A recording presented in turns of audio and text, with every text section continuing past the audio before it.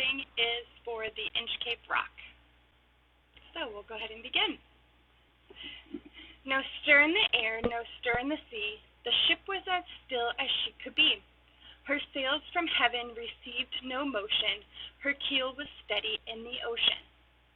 Without either sign or sound of their shock, the waves flowed over the Inchcape Rock. So little they rose, so little they fell. They did not move the Inchcape bell. The good old abbot of Aberbrock had placed the bell on the Inchcape Rock. On a buoy in the storm it floated and swung, and over the waves its warning rung. When the rock was hid by the surge's swell, the mariners heard the warning bell, and then they knew the perilous rock, and blessed the abbot of Aberbrock. The sun in heaven was shining gay. All things were joyful on that day. The seabirds screamed as they wheeled around, and there was joyance in their sound. The buoy of the Inchcape Bell was seen, a darker spot on the ocean green. Sir Ralph the rover walked his deck, and he fixed his eye on the darker speck. He felt the cheering power of spring. It made him whistle, it made him sing. His heart was mirthful to excess, but the rover's mirth was wickedness. His eye on the Inchcape float. Quoth he, "My men, put out the boat, and roll me to the Inchcape Rock, and I'll plague the abbot of Aberbrock." The boat is lowered, the boatmen row, and to the Inchcape Rock they go. Sir Ralph bent over from the boat, and he cut the bell from the Inchcape float. Down sank the bell with a gurgling sound. The bubbles rose and burst around.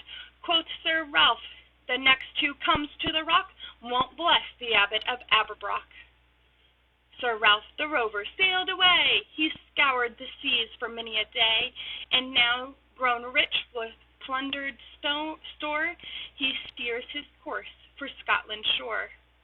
So thick a haze o'erspreads the sky, they cannot see the sun high.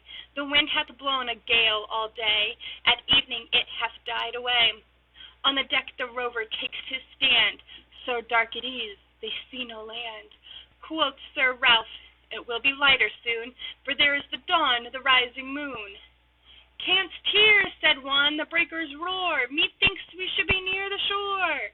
Now where we are I cannot tell, but I wish I could hear the Inchcape bell." They hear no sound. The swell is strong. Though the wind hath fallen, they drift along, till the vessel strikes with a shivering shock full on the ledge of the Inchcape Rock. Sir Ralph the rover tore his hair. He cursed himself in his despair. The waves rush in on every side. The ship is sinking beneath the tide. But even in his dying fear, one dreadful sound could the rover hear. A sound as if, with the Inchcape bell, the devil below was ringing his knell.